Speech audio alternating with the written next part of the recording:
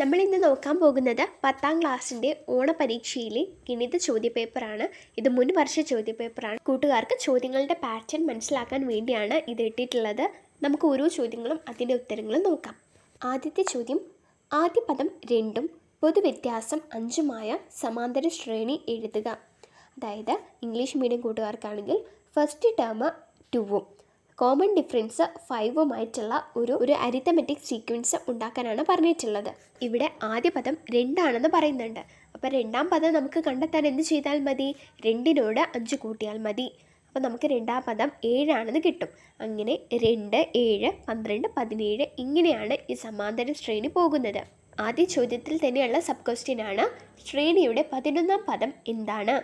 11ാം പദം കണ്ടെത്താൻ നമ്മൾ എന്ത് ചെയ്താൽ മതി? ആദ്യ പദത്തോട് 10 തവണ പൊതുവ്യത്യാസം കൂട്ടിയാൽ മതി. അതായത് 2 കൂട്ടണം 10 ഗുണിക്കണം 5, 52 എന്ന് നമുക്ക് ഉത്തരമായി കിട്ടും. ഇനി നമുക്ക് രണ്ടാമത്തെ ചോദ്യത്തിലേക്ക് വരാം. ഇവിടെ നമുക്കൊരു ചിത്രം കൊടുത്തിട്ടുണ്ട്. ചിത്രത്തിൽ ഓ കേന്ദ്രമായ വൃത്തത്തിലെ ബിന്ദുക്കളാണ് എ, ബി, സി, ഡി എന്നിവ. ഇവിടെ ഡി എന്ന കോണ് 40 ഡിഗ്രിയാണ് കൊടുത്തിട്ടുണ്ട്. നമ്മളോട് ചോദിച്ചിരിക്കുന്നത് ആംഗിൾ എ ഒ സിയുടെ അളവ് എത്രയാണ് എന്നതാണ്. ഇവിടെ വൃത്തത്തിൻ്റെ കേന്ദ്രം എന്ന് പറയുന്നത് ഒ ആണ്. എ ബി സി ഡി എന്ന് പറയുന്ന ബിന്ദുക്കൾ അഥവാ പോയിൻറ്റ്സ് നമ്മുടെ വൃത്തത്തിൽ ഉള്ളതാണ്. അതിൽ ഒരു പോയിൻ്റായ ഡിയുടെ അളവ് എത്രയാണ്? 40 ഡിഗ്രിയാണ്. അങ്ങനെയാണെങ്കിൽ എ ഒ സി എത്രയായിരിക്കും? 80 ഡിഗ്രി. 40 ഡിഗ്രീൻ്റെ ഡബിൾ ആയിരിക്കും എ ഒ സി. അടുത്ത ക്വസ്റ്റ്യന്, ആംഗിൾ എ ബി സിയുടെ അളവ് എത്രയാണ്? ആംഗിൾ എ ബി സിയുടെ അളവ് അത് കണ്ടെത്താനായി നമ്മൾ എന്ത് ചെയ്താൽ മതി? 180ൽ നിന്ന് 40 ഡിഗ്രി കുറച്ചാൽ മതി. 180 മൈനസ് 40 ഡിഗ്രി എത്രയാണ് നമുക്ക് കിട്ടുന്നത്? 140 degree. Angle A B C എന്ന് പറയുന്നത് 140 ഡിഗ്രിയാണ്. മൂന്നാമത്തെ ചോദ്യം, ഒരു സമചതുരത്തിൻ്റെ, ഇങ്ങനെ പറയുമ്പോൾ തന്നെ നമ്മൾ മനസ്സിൽ കാണും ഒരു സ്ക്വയർ, ഒരു സമചതുരം.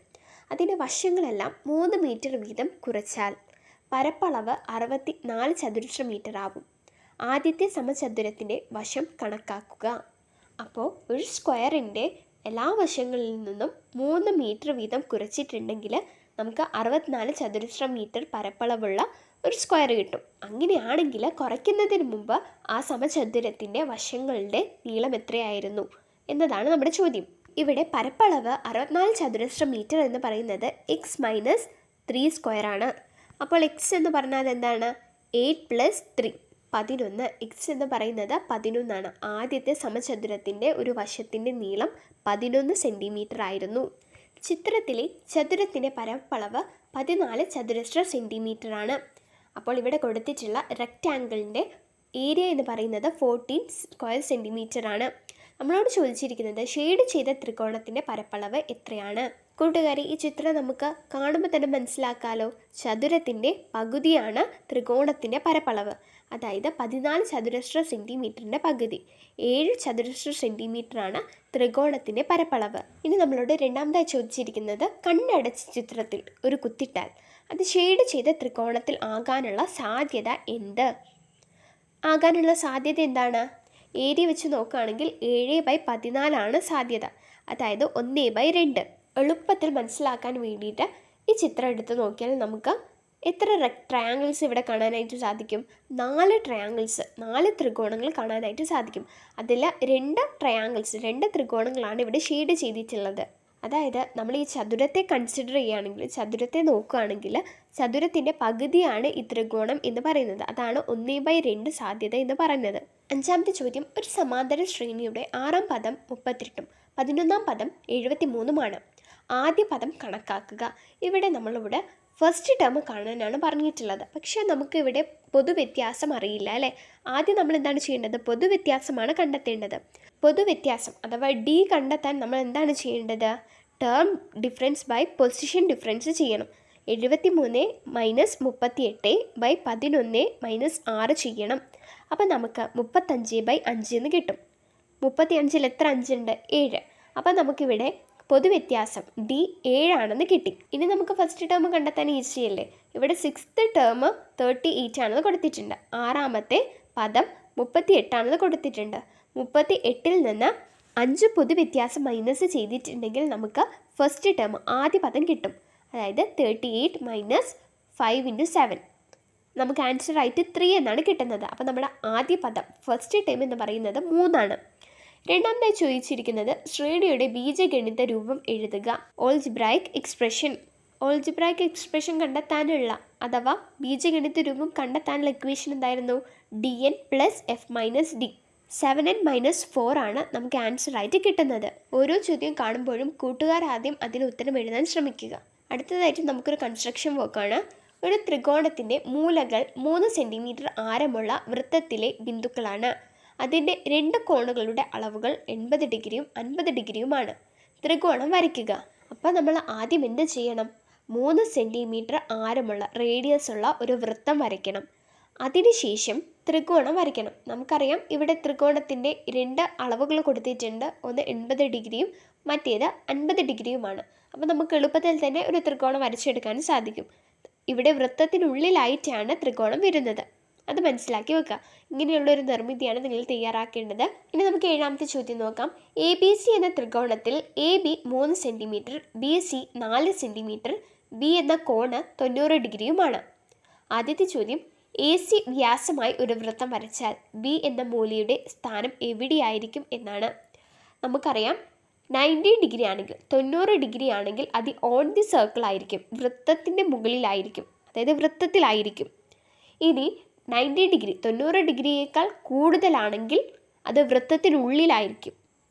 90 ഡിഗ്രിയേക്കാൾ കുറവാണെങ്കിലോ അത് വൃത്തത്തിൻ്റെ പുറത്തായിരിക്കും. ഇവിടെ 90 ഡിഗ്രിയാണ് B. 90 ഡിഗ്രി ആകുമ്പോൾ അത് എവിടെയായിരിക്കും? വൃത്തത്തിലായിരിക്കും. മൂന്നാമത്തെ ഓപ്ഷനാണ് ശരിയായിട്ടുള്ളത്.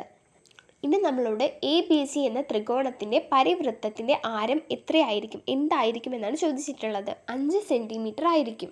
ഇനി നമ്മളോട് തുക കണക്കാക്കാനാണ് പറഞ്ഞിട്ടുള്ളത്. ഇവിടെ സമാന്തര ശ്രേണികൾ തന്നിട്ടുണ്ട്. അതിൻ്റെ തുകയാണ് നമ്മളിവിടെ കണക്കാക്കേണ്ടത്. തുക കണ്ടെത്താനുള്ള 2 ഇക്വേഷനും നമ്മൾ പഠിച്ചിട്ടുണ്ട്. 2 ഫോർമുലകൾ നമ്മൾ പഠിച്ചിട്ടുണ്ട്. ഏതൊക്കെയായിരുന്നു? ഒന്ന് Sn = n/2 × a1 + an. രണ്ടാമത്തെ ഇക്വേഷൻ എന്താണ്? Sn = n/2 × 2a + n - 1 × d. അതുപയോഗിച്ച് കൂട്ടുകാരൊന്ന് കണ്ടെത്താനായിട്ട് ശ്രമിക്കുക. ഇനി 9ാമത്തെ ചോദ്യം. ഒരു സഞ്ചിയിൽ ചുവപ്പും പച്ചയുമായി ആകെ 18 മുത്തുകളുണ്ട്. സഞ്ചിയിൽ നിന്നും ഒരു മുത്തെടുത്താൽ അത് ചുവപ്പാകാനുള്ള സാധ്യത 2/3 ആണ്. അപ്പോൾ അത് പച്ചയാകാനുള്ള സാധ്യത എത്ര ആയിരിക്കും? 1/3 ആയിരിക്കും അല്ലേ? നമ്മളോട് ചോദിച്ചിരിക്കുന്നത് സഞ്ചിയിൽ നിന്നും ഒരു മുത്തെടുത്താൽ അത് പച്ചയാകാനുള്ള സാധ്യത എത്രയാണ്? നമുക്കറിയാം ആ ബാഗിൽ ആകെ എത്ര മുത്തുകളുണ്ട്? 18 മുത്തുകളുണ്ട് അല്ലേ? അതിൽ നമ്മൾ 1 എടുത്തിട്ടുണ്ടെങ്കിൽ അത് ചുവപ്പാകാനുള്ള സാധ്യത 2/3 ആണ്. 2/3 എന്ന് പറയുമ്പോൾ ആ 18 മുത്തുകളിൽ ടോട്ടൽ 18 മുത്തുണ്ട്. ആ 18 മുത്തുകൾ 3 ആക്കിയതിൽ 2 ഭാഗവും ചുവപ്പാണ് എന്നാണ് അർത്ഥം. 18 മുത്തുകളിൽ 12 മുത്തുകളും എന്താണ് ഇവിടെ? 12 മുത്തുകളും ചുവപ്പാണ്. അപ്പോൾ ബാക്കിയുള്ള 6 മുത്തുകൾ പച്ചയായിരിക്കും. അപ്പോൾ നമുക്ക് പച്ച കിട്ടാനുള്ള സാധ്യത എത്രയാണ്? 6/18 ആണ്. 6/18 എന്ന് പറഞ്ഞിട്ടുണ്ടെങ്കിൽ 1/3 ആണ്. ഇനി നമ്മളോട് ചോദിച്ചിരിക്കുന്നത് സഞ്ചിയിൽ എത്ര ചുവന്ന മുത്തുകളുണ്ട്? എത്ര ചുവന്ന മുത്തുകളാണുള്ളത്? 12 എണ്ണം. സഞ്ചിയിൽ എത്ര പച്ചമുത്തുകളുണ്ട്? 6 പച്ചമുത്തുകൾ. ഇനി നമുക്ക് 10ാമത്തെ ചോദ്യം നോക്കാം. 3, 8, 13 എന്നത് ഒരു സമാന്തര ശ്രേണിയാണ്. ഇതിലെ ഏതെങ്കിലും 2 പദങ്ങൾ 2 ടേംസ് തമ്മിലുള്ള വ്യത്യാസം 60 ആകുമോ? എന്തുകൊണ്ട് ആകും? എന്തുകൊണ്ടെന്നാൽ പദവ്യത്യാസം ഇവിടെ 60 ആണല്ലോ. പദവ്യത്യാസത്തെ നമ്മൾ പൊതുവ്യത്യാസം ഇവിടെ എത്രയാണ്? 5. പൊതുവ്യത്യാസം കൊണ്ട് ഹരിച്ചാൽ നമുക്ക് ശിഷ്ടം 0 ലഭിക്കുന്നത്. അതുകൊണ്ട് തന്നെ 60 2 പദങ്ങൾ തമ്മിലുള്ള വ്യത്യാസമാകാൻ ചാൻസ് ഉണ്ട്. ഇതിലുള്ള ചോദ്യം തന്നെയാണ് 116 എന്ന സംഖ്യ ഈ ശ്രേണിയിലെ പദമാണോ എന്ന് പരിശോധിക്കുക. ഈ ശ്രേണി ഇങ്ങനെ തുടർന്ന് പോയി കഴിഞ്ഞിട്ടുണ്ടെങ്കിൽ 116 എന്ന് പറയുന്ന സംഖ്യ ഈ ശ്രേണിയിൽ ഉണ്ടാവോ ഇല്ലേ? അതാണ് ചോദ്യം. ഇത് കണ്ടെത്താനായിട്ട് നമ്മൾ ആദ്യം 116ൽ നിന്ന് നമ്മുടെ ആദ്യ പദമായ 3 കുറയ്ക്കണം. 116ൽ നിന്ന് 3 കുറച്ചാൽ 113 നമുക്ക് ലഭിക്കുന്നത്. ഇനി നമ്മൾ ചെയ്യേണ്ടത് ഈ 113നെ 5 കൊണ്ട് ഹരിക്കണം. 5 എന്ന് പറയുന്നത് നമ്മുടെ പൊതുവ്യത്യാസമാണ്. ആ പൊതുവ്യത്യാസം കൊണ്ട് ഹരിക്കണം. 116 കൊണ്ട് ഹരിക്കുമ്പോൾ നമുക്ക് അവിടെ ശിഷ്ടമായിട്ട് 1 ലഭിക്കുന്നത്. എന്നാൽ നമ്മൾ ഈ പദശ്രേണി എടുത്ത് നോക്കുകയാണെങ്കിൽ, സമാന്തര ശ്രേണി എടുത്ത് നോക്കുകയാണെങ്കിൽ 8നെ നമ്മൾ 5 കൊണ്ട് ഹരിക്കുകയാണെങ്കിലും 13നെ നമ്മൾ 5 കൊണ്ട് ഹരിക്കുകയാണെങ്കിലൊക്കെ നമുക്ക് ശിഷ്ടമായിട്ട് 2 വരുന്നത്. എന്നാൽ 113 കൊണ്ട് ഹരിച്ചപ്പോൾ നമുക്ക് 1 ശിഷ്ടമായിട്ട് ലഭിച്ചിട്ടുള്ളത്. അതുകൊണ്ട് തന്നെ 116 ഈ ശ്രേണിയിലെ പദമല്ല.